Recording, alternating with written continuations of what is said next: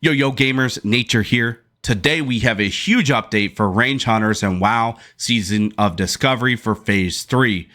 We'll go over the recent buffs, so we'll want to go over how to min-max that, and we'll do the full guide covering professions, gear, enchants, talents, runes, rotation, consumables, the full 9. Now before we start, make sure you mash that like and subscribe button. I'm getting really close to 3K, so appreciate the support. Of course, I'll throw the timestamps in the description below for those looking to hop ahead. Now, first things first, what is the buff? Rapid killing now reduces the cooldown of rapid fire by 80%, so that takes it from 5 minutes to 1 minute. Chimera shot weapon damage percent increased to 135% where it was 120. Explosive shot base damage before attack powers increased by 50%. Sniper training, I hate this one.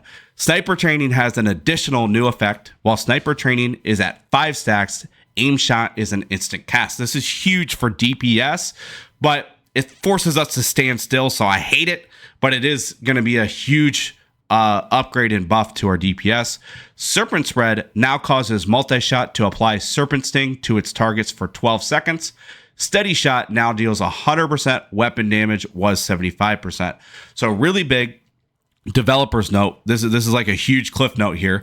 There are more adjustments coming for hunters in general. We intend to improve the range playstyle and diminish the melee playstyle so that the two become more equivalent. Now, I really hope this isn't like that one time they like tickled your damage on Chimera shot and then like completely buff or nerfed melee.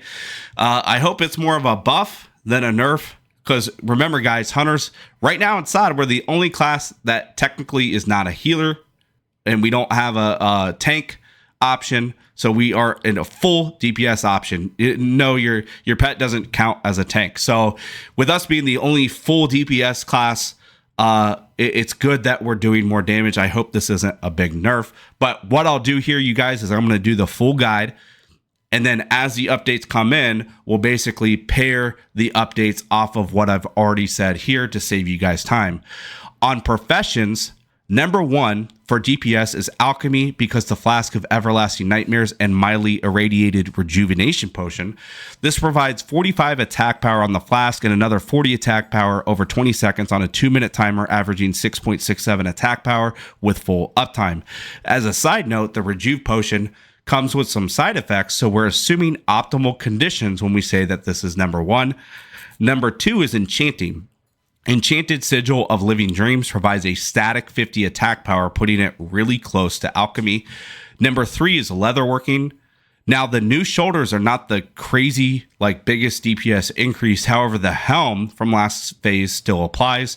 If you're curious, this is about 12 DPS behind either Enchanting or Alchemy. Number 4 is Engineering for single target. However, for multi-targeting for overall damage, Engineering is best because of the combination of Sappers and Dense Dynamite. And in addition, if you're speedrunning, you guys, the utility from Engineering is obviously unmatched. As a side note, don't forget about the Gnomish Battle Chicken. This is a much better chance of proccing Squawk for your party. Now, I know that only affects melee haste by 5%. However, boss kill times are a big factor in your overall damage. So even though it's a melee buff, you'll still want to make sure that you have this equipped, because that will affect your damage overall as well. Now, why do you want the Gnomish one? 2 reasons. The Gnomish Battle Chicken, you can pop the trinket and then trinket swap. The chicken will stay out. So unlike the Gnomergon version where it disappears, this will actually stay out. And in addition, the Gnomergon is level 40. As long as your engineering is 250 or higher, the Gnomish Battle Chicken will be level 50, giving you a much better chance of hitting the mob, therefore getting the Squawk buff for your party. Now, on gear, helm, we want Glowing Neural Linked Cow from last phase as BIS if leatherworking. If not leatherworking, we want Helm of the Exile from Jamalan, the Prophet questline, starting in the Hinterlands. Next best helm is Lycan helm from ZF. Neck, we want Bloodstained Charm of Valor. This is best by only 2 attack power, so another great option here is Gnomergon Peace Officer's Torque from last phase. And from the auction house, for those shoppers, a really, really close third BOE is Skibby's Pendant. shoulders. If we're leatherworking, we'll grab Shrieking Spalders as Bis. If not leatherworking, our rank 7 PvP Apaulots are next closest. And then behind that is Trogslayer Pauldrons from Nomergon, along with an honorable mention for Adelai's Huntsman Shoulders. Yeah, they're a couple DPS behind the Trogslayers, but they do have 12 stamina, so they're a great option too. Cloak, we want Panther Fur Cloak from Sunken Temple. That's technically our Bis if we do any type of melee during the raid, since it has 15 agility and the 6 strength. However, Blisterbane Wrap, Dark Phantom Cloak both have 15 agility as well for our range rotation. In Marksman, we're not going to be moving a lot, so these are a great pickup. A lot of times, if you're able to get these, go ahead and grab them, because the melee are really going to want the prio on the cloak with 6 strength. Now, wrist, we want Void Powered Slayers Van Bracers if we're engineering. Those are Bis, but followed by 1 less agility is the Warsong Exalted Forest Stalkers Bracers. And since both of these are kind of hard to get, right behind that is Experimental Aim Stabilizers from Nomergon. They're about 3 DPS behind the other 2. Gloves, we want Foul Smelling Fighters Gloves. However, just behind that is rank 5 gloves with 16 agility. And then a close third is actually our Last Fade Void Touch Leather Gloves or Fingers of Arcane Accuracy. Belt, we want Sagebrush Girdle. This is an easy pickup from completing Vile Tongue Corruption and Maradon for either Alliance or Horde. On chest, legs, and boots, this is also easy. We just want to grab the tier pieces. Those should be easy to get this phase. For rings, the best combo is Drake Claw, Band of the Stalker, the ranged version from the quest item off the last boss in Sunken Temple. And along with that is Mason's Fraternity Ring, which you can get from completing a quest in Zul'Farrak. Now, if you don't have these yet, you can also sub in Blackstone Ring or Ring of the Wilds. If you do need the hit, they're about 6 to 10 DPS behind the other 2. Trinkets, number 1 is Dark Moon Card a Decay. Even post nerf, this is your best trinket to have. Number 2 is Dark Moon Card Sandstorm. Now, this is technically your best trinket in this slot. However, make sure you understand how to optimize it before you go investing all the gold into it. Number 3 is kind of a toss-up. For less than 1 minute encounters, we do want to equip Devil Sorai from completing the Hunter quest line that you can pick up at level 50. However, for longer encounters than 1 minute, Breath of the Beast is a better static trinket because it provides static DPS. However, keep in mind, you can always pop the Devil Sword at the beginning, then queue up a trinket swap, Feign Death, swap it over. Since these last 2 are easy to get, well, basically, they'll be the bare minimum when it comes to trinkets. As a side note, again, don't forget about my Gnomish Battle Chicken. That's huge if you are engineering. That'll reduce boss kill times. Even though it doesn't affect your own personal DPS, it'll increase your DPS because of the kill times. On weapons, we can basically pick up the one-handers or two-handers. Both of these are actually really good this phase.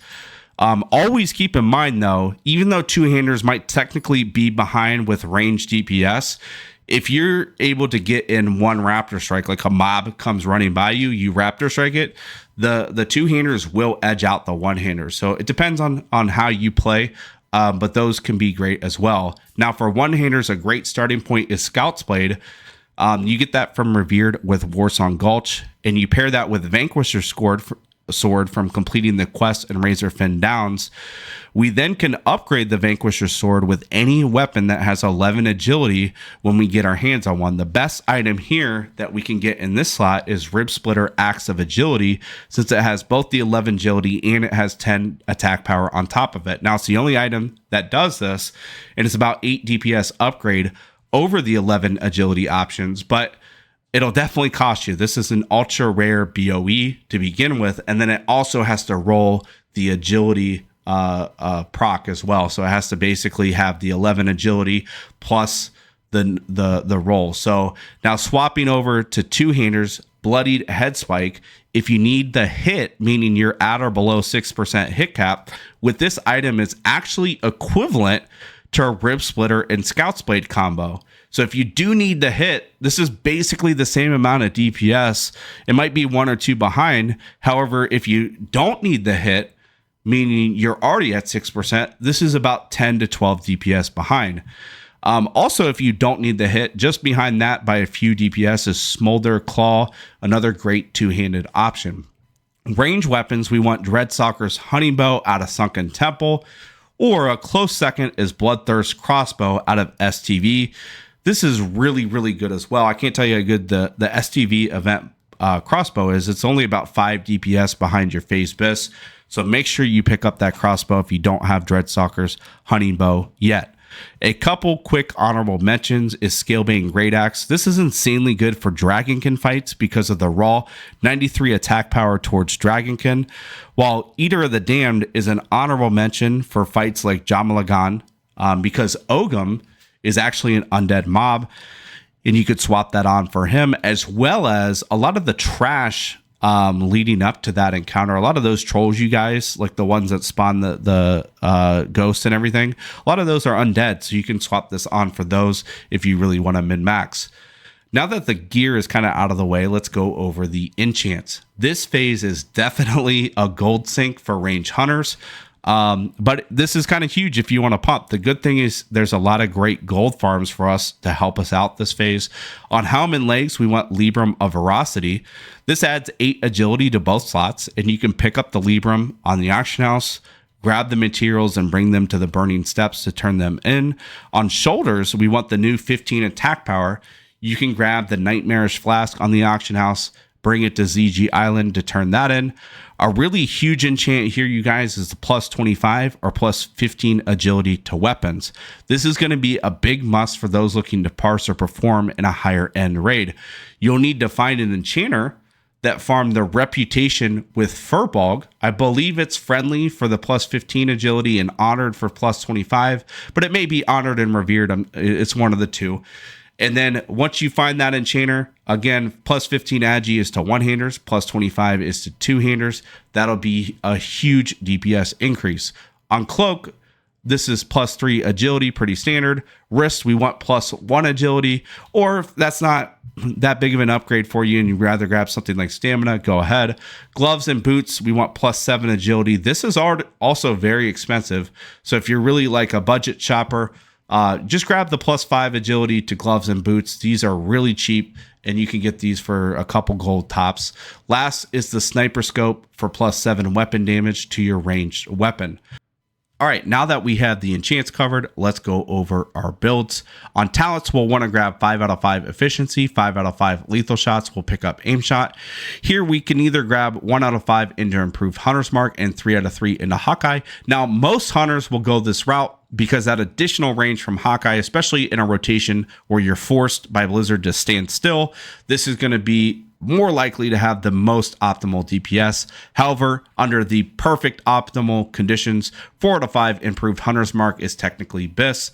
Then we'll go 2 out of 5 improved Serpent Sting, 5 out of 5 Mortal Shots, 3 out of 3 Barrage, 5 out of 5 Ranged Weapon Specialization, and finally, we'll pick up True Shot Aura. That's now packing 300 range attack power and is massive for us and our party.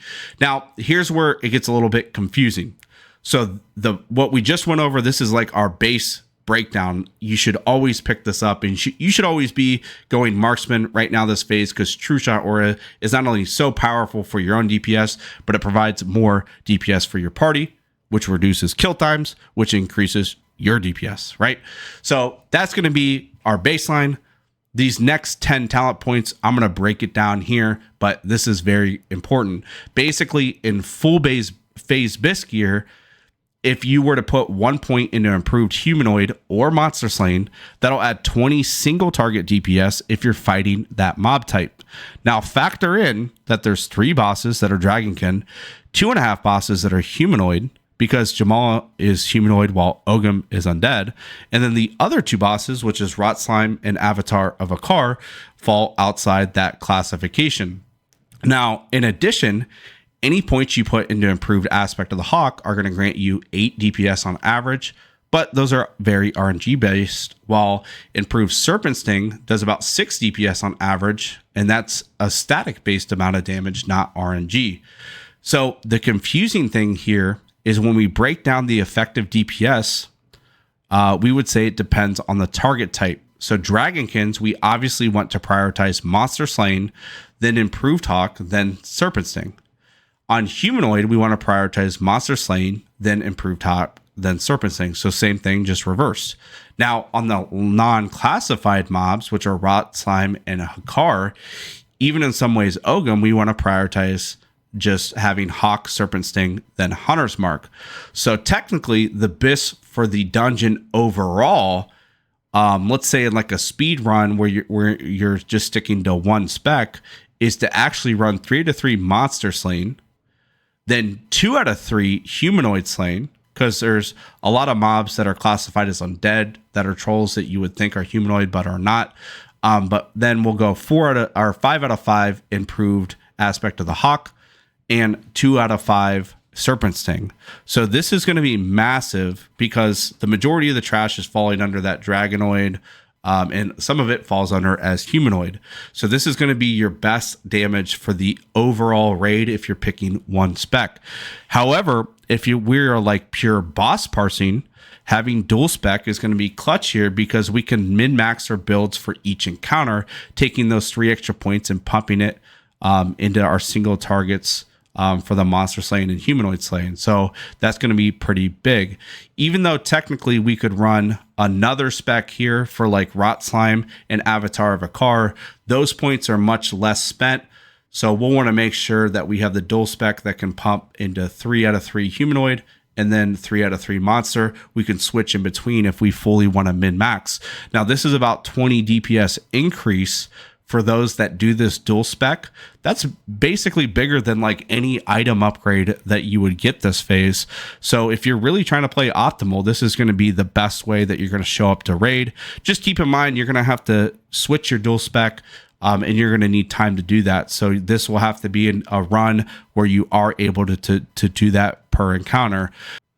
Runes, thankfully, you guys, is much simpler. How we want lock and load. Chess will want to run Master Marksman. It's our BIS rune. However, if no one else is running Lion or Kings, we'll obviously want to run Heart of the Lion. It is about 12 DPS loss doing that. So find another hunter buddy, gain that 12 DPS if you can. Wrist will run Focus Fire and switching to TNT rune for multi-target pulls of 5 or more. Gloves, Chimera Shot, switching to Explosive Shot for 5 or more targets as well. Belt, we run Exposed Weakness. And then on legs, we can either run Sniper Training. For range, it's technically our BIS, but surprisingly, Flanking Strike is actually not that far behind. And on pulls, if you're moving a lot, Flanking Strike will actually outpace the Sniper Training. So obviously, if you do run the Flanking Strike, make sure you have a 2-hander equipped. And secondly, make sure that you're using the weak aura so you can cast Flanking Strike and Raptor Strike together. I'll put that in the description below. For rotation, we'll go over single target, then multi-target. Now, as always, we'll want to apply Hunter's Mark before combat, then charge up an aim shot as combat initiates, and then immediately we'll use our first global to apply the Serpent Sting during combat. Now, you'll want to make sure you have a weak aura to track your weapon swing timer and your focus fire. I'll put that in the description below as well. All right, for the single target rotation, we'll start off with Immolation Trap, Chimera Shot, Aim Shot, Multi-Shot. Then we're going to do a Frost Trap, Chimera Shot, followed by an Aim Shot, and then we'll repeat. Now, as a side note, make sure you're refreshing the Focus Fire as needed. You'll want to use that as soon as it gets 4 or 5 stacks at the beginning, then refresh every 20 seconds using the weak aura that I told you about. I found right after the first 2 Chimera Shots is usually the best time. That's usually 4 or 5 stacks right then, and that's cast right before your big Aim Shot, Multi-Shot. Now, on single target, if you're moving and we sub in the Flanking Strike, everything's really going to be the same until we get to the end. We're basically subbing out the Aim Shot.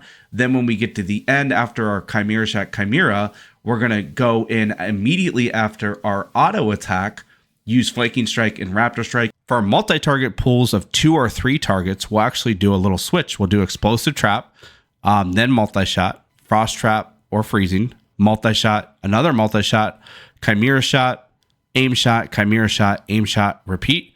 For multi-target pulls of 5 or more, we're going to prioritize Explosive Shot, and we'll also want to use the TNT rune for this rotation. So Explosive Trap, Explosive Shot, Frost or Freezing Trap, Explosive Shot, another Explosive Shot. Now, very important on this next Explosive Shot, since we are queuing them back to back, we'll actually want to switch targets as to not override the proc on the explosive shot. As a quick side note for all these rotations, you guys, the one thing I want you to be aware of is some of the mechanics in the game are very, very hard to see, especially for melee players, if there is a frost trap down.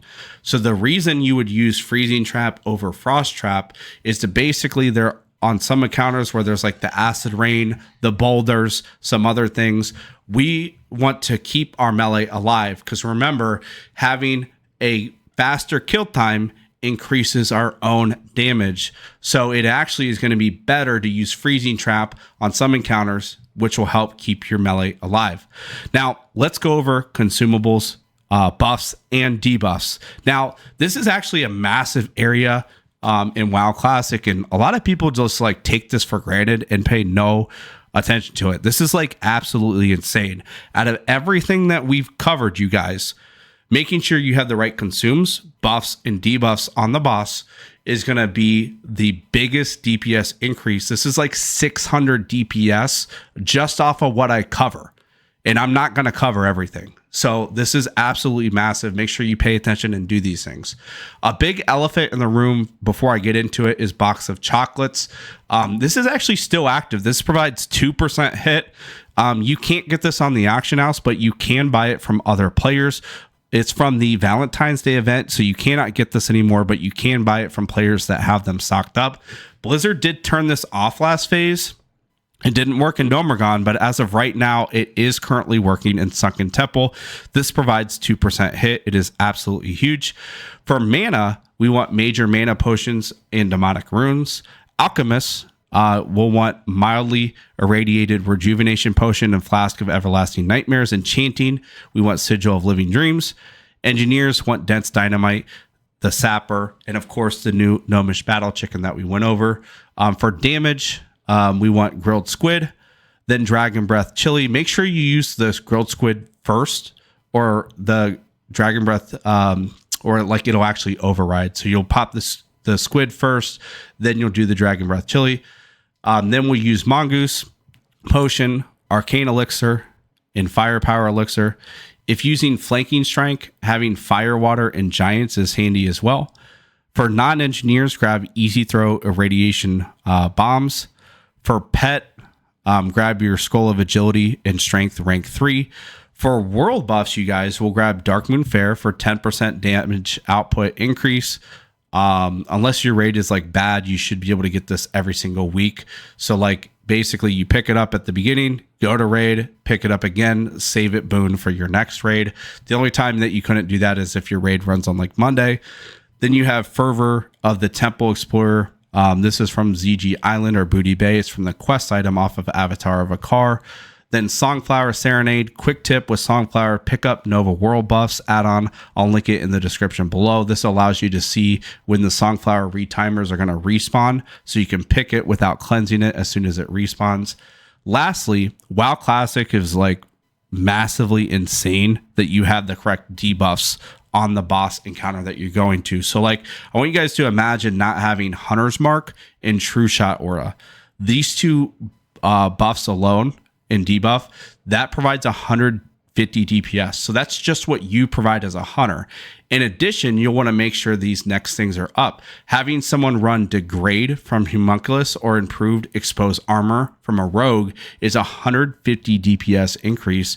Don't settle for like Sunder Armor. Sunder Armor, not only does it take 5 seconds to apply, but it's not nearly as much as improved Exposed Armor or Homunculus. It's only about 100 DPS increase. So you'll want to get that 150 DPS from the improved Exposed Armor.